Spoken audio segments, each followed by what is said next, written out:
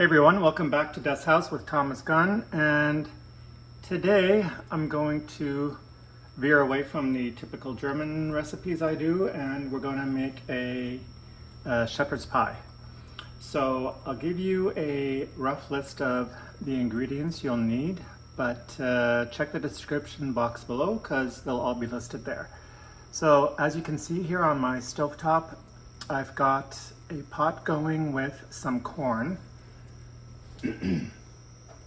So what I've done, or what I do, is I mix 1 can of creamed corn.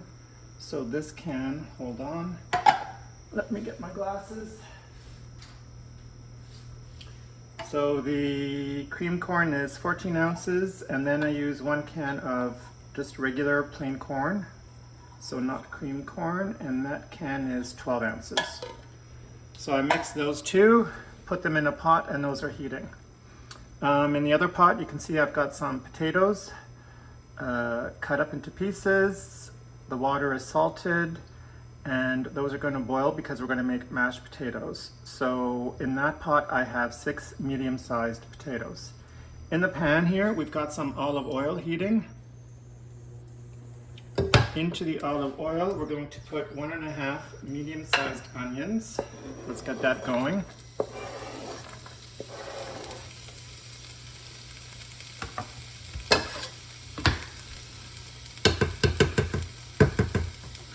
Get another spoon.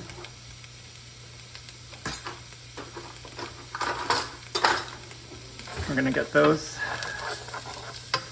cooking until they get translucent, at which point we're going to add some garlic. I'm going to be using 4 garlic cloves, but they're on the small side, so you could use 3 large, 4 smaller. You know, and as with any other recipe, you can adjust this to your own preferences. If you don't like garlic, if you're allergic to garlic, whatever, you can omit it, you can substitute it. You could use, maybe instead of the garlic, you could use some green onion, or what else could you use? Maybe some radishes, but very finely diced. Okay, we're going to keep this cooking. Once these are translucent, we're going to add about 1 teaspoon of dry thyme, about 1/8 of a teaspoon of pepper, about 2 tablespoons of dried parsley. I don't have dried parsley, but I'm growing herbs. So I've got fresh parsley. So fresh to dry, you usually use twice the amount of fresh as you do dry. I think I might even have a bit more than that, but that's fine. Yeah, so let's let these cook down. What else will you need? You're going to need some flour. Not much, it's just to thicken a sauce. Probably 1 to 2 tablespoons. You're going to need either some beef stock or some chicken stock or vegetable stock. So any of the stocks are fine. And I think that's, well, for the mashed potatoes, you're going to need some butter and some milk. But like I said, because I'm kind of, you know, usually I cook by feel. So when I create these videos for you, I'm actually measuring the quantities as I go along, because, you know, when I'm usually cooking, it's just add a bit of this, a bit of that, taste, add a bit more of this, a bit more of that, taste, until you get to the place where you want to be. So, but if you are a more inexperienced cook and you really like following a recipe, I like giving you specific amounts. So that's why it might seem like I don't know what I'm doing, but it's just because I'm creating the recipe, so to speak, as I go, so that I can give you the perfect amounts. So let's add now to the onions. Let's start with our seasonings, because you should season as you go. So for the onions, I'm literally just going to put a pinch of pepper for now, and a pinch of salt, because I'm going to do more seasoning when we add the ground beef. So I don't want to over season at this point. Let's add our parsley. There we go. I'd say that's probably a third of a cup fresh. If you're using dry, use 2 heaping tablespoons. Cook that down. And let's add our garlic. So I'm going to use garlic press, and here, as you can see, like I'm saying, these are pretty small cloves, so I'm going to use 4 of those. So let's put in our first 2 and our last 2.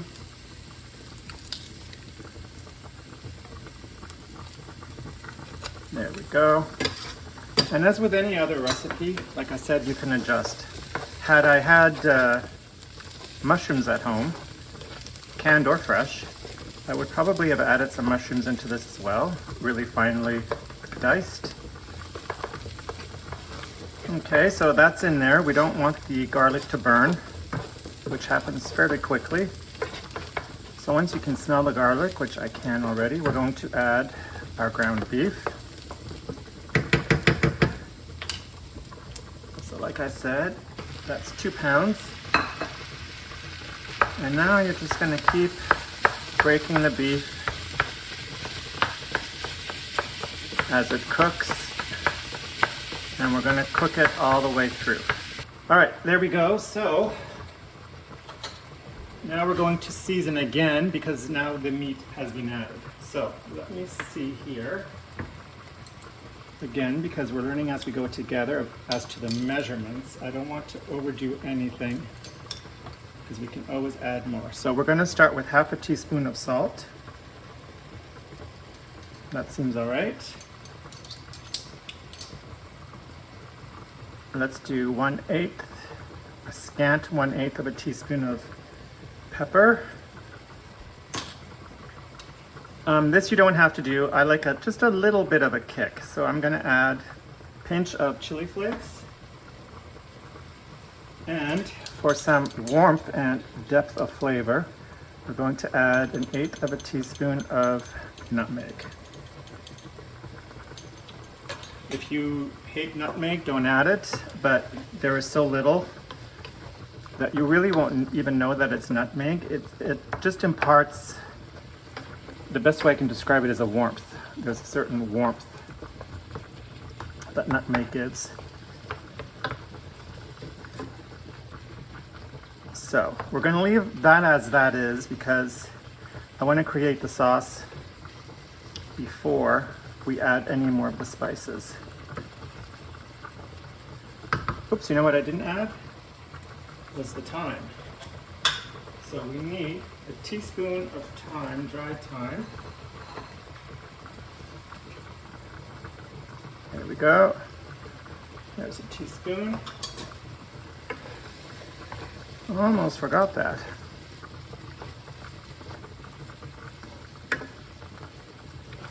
So now, because you don't want to put just the meat as it is right now into a pan because it'll be too dry on the bottom.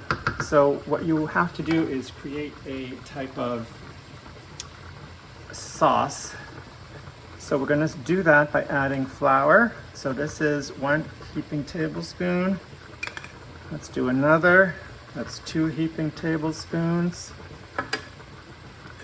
And let's do a half. So that's 2.5 tablespoons of flour. Rounded tablespoons. And now we're going to mix that just so that the flour cooks off. You always see that on cooking shows. They always talk about cooking off the flour because you don't want to taste raw flour. I mean, in all honesty, I don't think I've ever tasted raw flour in a dish. So I'm not quite sure how important that actually is, but because, you know, they do it, we'll do it. Okay, that seems to be cooked off. So now we're going to start adding some liquid.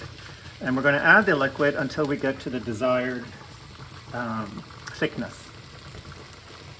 So today I'll be using chicken stock. I'm going to turn up my heat 1 notch. So let me see, I'm going to add half a cup at a time.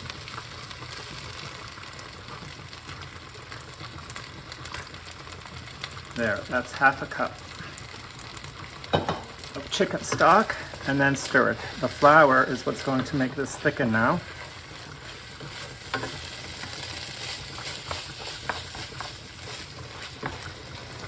And it should give it a nice, almost creamy consistency.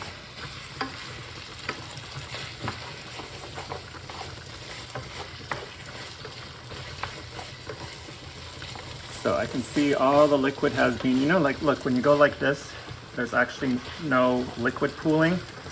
So it has all thickened. And I think we can actually add just a touch more because we're just on the edge.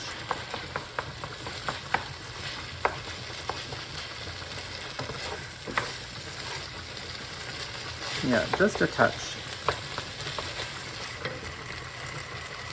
So let's add half of a half, so that would be a quarter.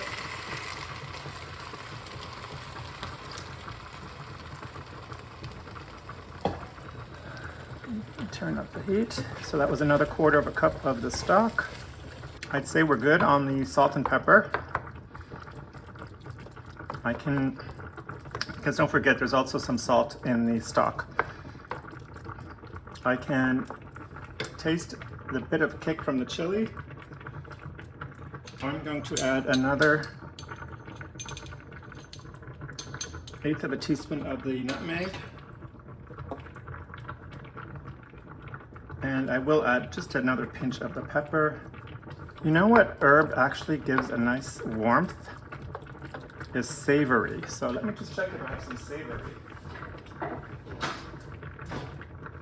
Because I use savory in my spaghetti sauce.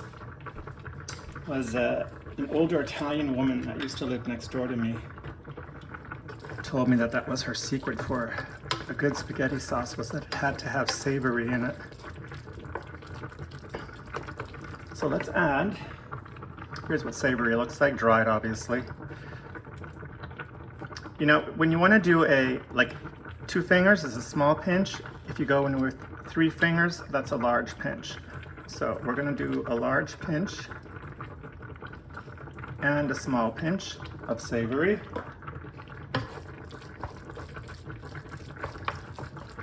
I'm going to bring up the heat again.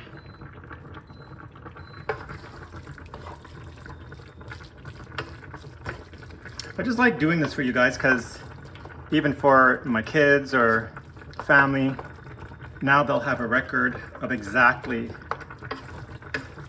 the ingredients and the measurements. I mean, I could have given you, you know, a list of ingredients and had you watch the video and then you have at it. But I prefer giving you the measurements. Now, these measurements for the herbs obviously are to my taste. So you might have a different taste. You might prefer it saltier, less salty. You might prefer it spicier, less spicy. So always remember to taste as you're cooking.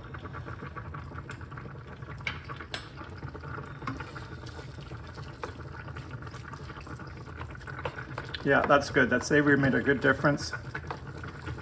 That little bit extra nutmeg, oh yeah, that's good. I'm gonna add still the tiniest bit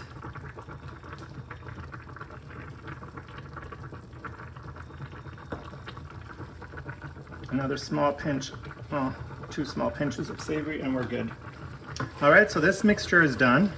On to the mashed potatoes. So as you can see, I've strained my potatoes. That's a 1/4 cup of butter in there to start. Actually, I will need an egg.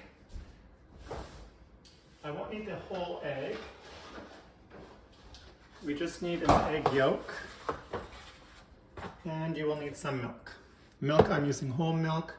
Where I live, it's called 2%. I don't know if it's the same everywhere. So you're gonna wanna mash this now. I have 2 mashers. I have one like this, and I have one like this. I'm using this one because I'll get a finer mash. If you have a potato ricer, you could use a ricer, but do not use anything electric. Don't use an immersion blender, don't use your food processor, because it activates the starch to such a degree that it becomes gummy. like really gummy. It's almost like if you know what papier-mâché paste is, that's what it's like. So don't do that. Better to do it by hand. So let's start. The butter will melt as we mash it because the potatoes are still steaming hot. If you see two different colors of potatoes, that's only because I had some yellow ones left and then I switched over to white ones.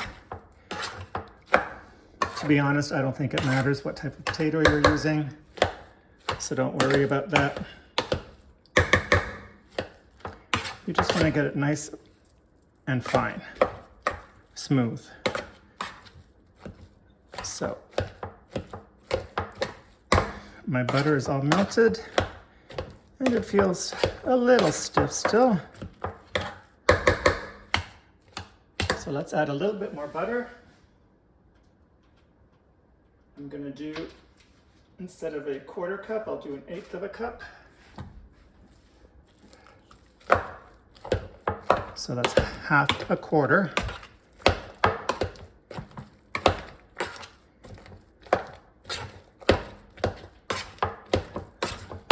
So there we go.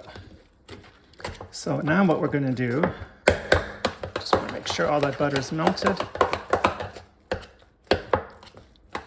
is make yourself, oh, there's a piece of butter. Make yourself a well.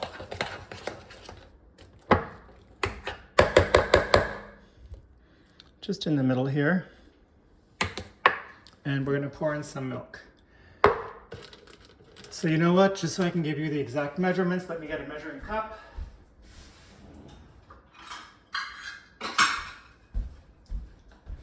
So we're going to start with 1/2 a cup, all right? So we're going to just pour a little bit of that into that well. That'll heat up so that when we put our egg in that well with the warmed milk, it won't cook immediately.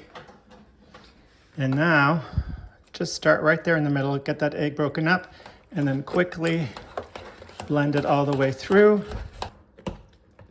So let me get a spoon, because it'll be easier for me to gauge the thickness. Yeah, I think we could add some more milk. So this is, I'm still working off that first 1/2 cup. I hope I was taping all this time. If not, for some reason, quick recap is that we strained the potatoes, added a 1/4 cup of butter, another 1/8 of a cup of butter, 1 egg yolk, and we're working, you know what, we can do it, yeah, and 1/2 a cup of milk. Again, if there's any doubt, just look below in the description box, everything will be there. Yeah, I think this is good. So now we need to do a taste to check for salt. It's always the salt that ends up being an issue with mashed potatoes, because you don't want to oversalt the water when you're cooking them, because you can't take away the salt.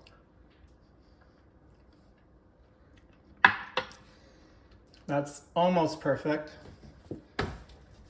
So let me add, again, a 3-finger pinch. There we go. Stir that around again. Again, customize, customize, customize. If you don't like it, and I mean, not that this is salty by any means, but adjust the salt to your taste. Let's assemble, since I've got you here already. I'm going to use a Corning ware. You do not need to grease it. So the first thing that's going to go in is the meat.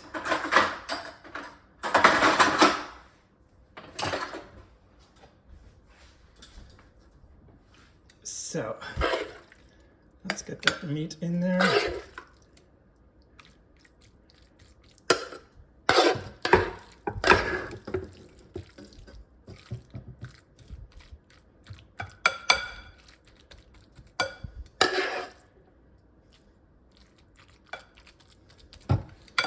nice even layer.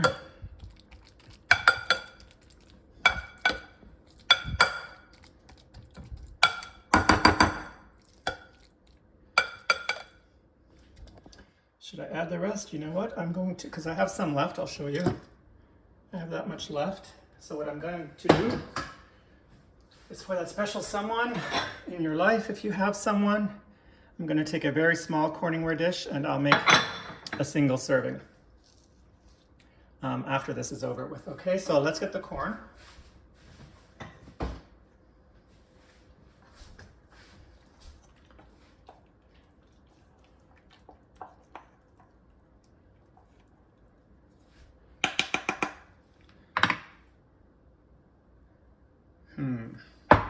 You know, to be honest with you,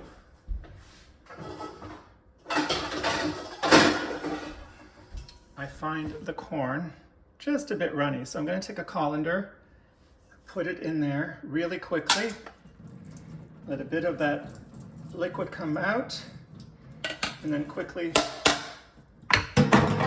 pour it back into the pot. So there we go. So there's still liquid in there. It's just not as thick. So let's put corn in there. Let's save a little for that single serving we're going to make. Get the spoon. So let's spread this corn out.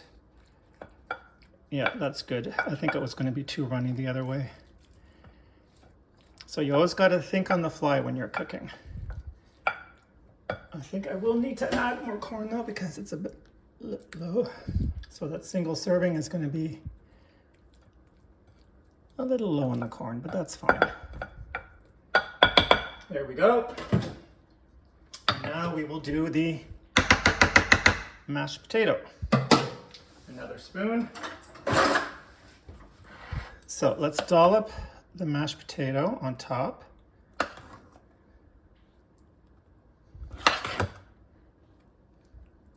Because then we can spread it.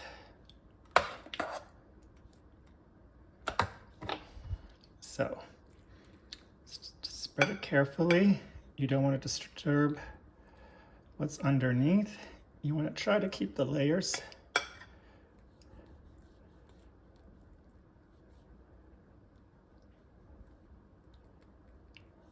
That's looking good.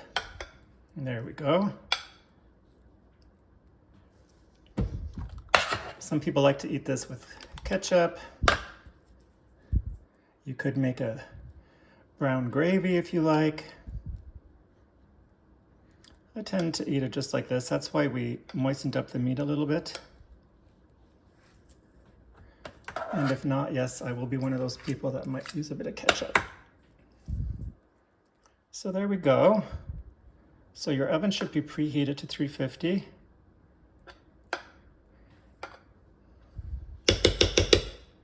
And then what you should do is take a fork and you want to run your fork across the top, because what this does is it creates those little ridges, and those ridges will brown more so than what is not ridged. But it'll give you a little bit of extra, I don't want to say crunch, but you know what I mean. So there we go. Take a piece of paper towel. Let's tidy this up.